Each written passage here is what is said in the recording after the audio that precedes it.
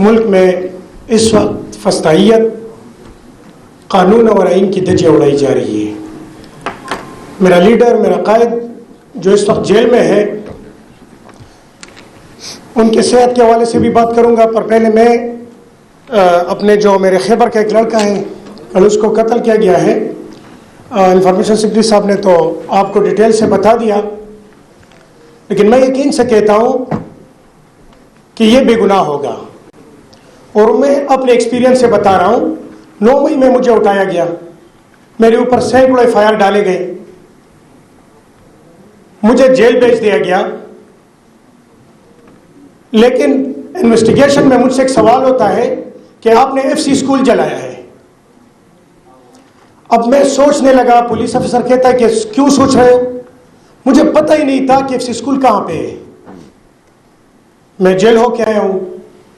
मेरे दोस्त, मेरे गांव के लड़के जो इस टाइम असद दुरानी, सोराब इस वक्त जेल में है, 10-10 साल उसको सजा हुई है, बेगुनाह है वो। मैं पार्टी से रिक्वेस्ट करता हूं, पार्टी कायदीन से रिक्वेस्ट करता हूं कि पहले भी खान साहब की सेहत के हवाले से जो खदशा हुआ था, तो इंसाफ यूथ विंग के जवानों ने सवाबी मोटरवे, हजारा मोटरवे, शकरगढ़ और डियाई खान ब्लॉक किया था।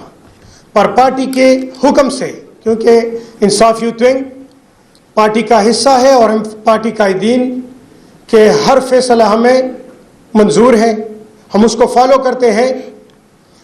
पार्टी के हुक्म से हमने वो धरना ख़त्म किया। लेकिन अब खान साहब के सेहत के हवाले से मैं पार्टी से रिक्वेस्ट करता हूं कि कोई मुस्बत कदम उठाए। अगर ये जो हुकूमत है फॉर्म 47 की, इन्होंने अगर बात ना मानी, तो हम इंसाफ यूथ विंग अपना एक लाएमल पार्टी के सामने रखेंगे। पार्टी की इजाज़त से हम अपना स्टेप लेंगे और फिर मैं यकीन से कहता हूं, मैं KP से इतने जवानों को निकालूंगा कि इनके लिए फिर सुलह या कोई और रास्ता नहीं होगा। एक एग्रीकल्चर मुल्क है और एग्रीकल्चर बेस्ड इंडस्ट्री है। यहाँ आपके जितने भी फ्रूट्स हो गए, तंबाकू इंडस्ट्री हो गई, फ्लोर मिल्स हो गई, टेक्सटाइल हो गई, शुगर इंडस्ट्री हो गई।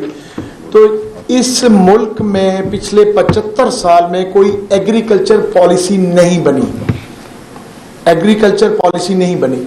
और एग्रीकल्चर पॉलिसी ना होने के बावजूद एग्रीकल्चर आज तक किसान सरवाइव कर रहे हैं अपने सर पे।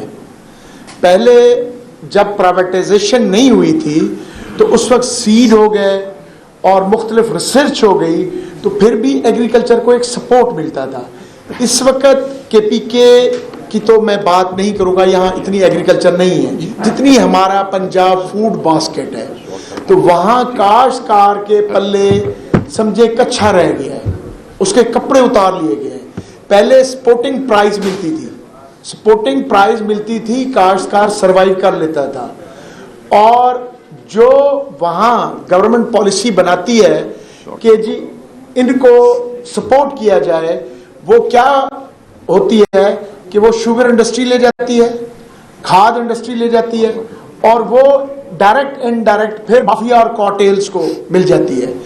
इमरान खान साहब जो हमारे लीडर हैं, उनका गुनाह कसूर ये है कि पॉवर्टी लाइन से नीचे वाले लोगों को उन्होंने उठाया और खास तौर पे काश्तकारों पे तवज्जो दी, उनको सपोर्टिंग प्राइस दिलवाई, और उसके बाद माफिया और कार्टेल्स को हाथ डाला।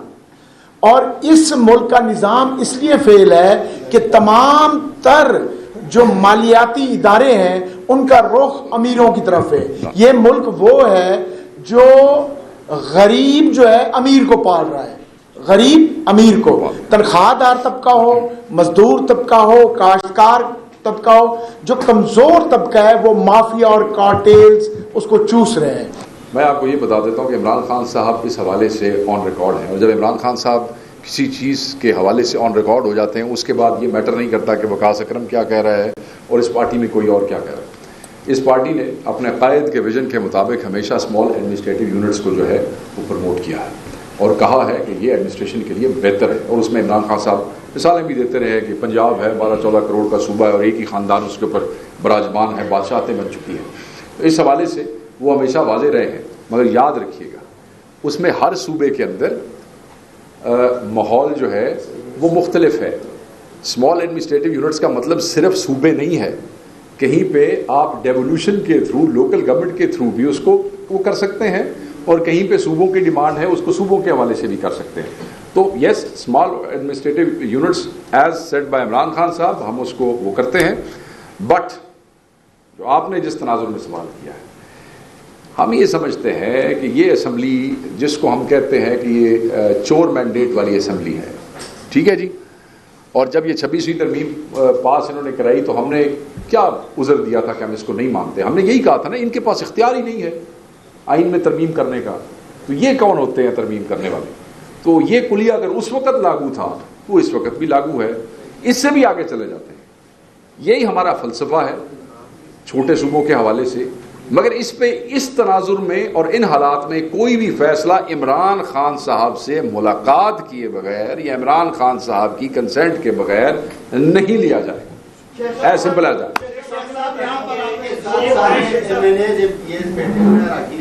अगर आप बयान आया कि आप लोग पार्टी के लिए 50,000 रुपए फंड ही नहीं दे सकते। अच्छा, क्या कहेंगे आप ये सारे? मैं जवाब देता हूँ। मैं फिर इकट्ठे सवाल ले लेता हूँ आपके सवाल के साथ। मुझे पता था ये सवाल आप नहीं करना। इल्जाम लगा रही है पार्टी की जनरल सेक्रेटरी पे। और छाड़ दो यार। अच्छा, तो ये तहरीक इंसाफ में जब कोई मूवमेंट चलती है तो ये लड़ाइयाँ भी जन्म लेती हैं।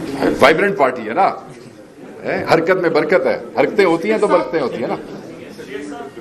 आपको इस बात मैं चारों का इकट्ठा जवाब देता हूँ।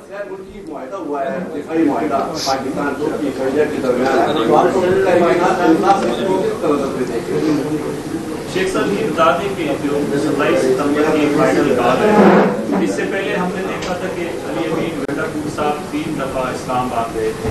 अभी सुहेल अफरीदी की ये पहली उनकी कॉल है। ठीक, ये बताएं पार्टी की इस पे कितनी अभी मीटिंग हो चुकी है, क्या मशावरत हुई है, और पहला जो इतना बड़ा कदम है ये कितना कामयाब होगा? देखिए, पहली बात तो ये है सर, ये मुझे फिर मेरी यादाश्त थोड़ी सी ना ये रूपोशी में होगी, ये थोड़ी कमज़ोर, तो मुझे पहले ये 4 बंदों का जवाब देने में मैं हाजिर हूँ, अगर आप इजाज़त दें। आपने 50,000 की बात की। देखिए, मैं अब यहाँ बैठ के ये तो नहीं कह सकता कि मेरे पार्टी के जो जनरल सेक्रेटरी हैं वो गलत कह रहे हैं, मगर मैं ये समझता हूँ कि इसमें बहुत से लोग हैं जो कंट्रीब्यूट करते हैं, बहुत से लोग हैं जो बाज़ वजूहात की बिना पर वो कंट्रीब्यूशन जो है वो अभी सक्सेसफुल नहीं हो रही, मगर बिल्कुल इसमें सबको कंट्रीब्यूट करना चाहिए। यहाँ पंजाब के हमारे MPs बैठे हैं, पंजाब की जो असेंबली है इसका कंट्रीब्यूशन रेट सबसे ज़्यादा है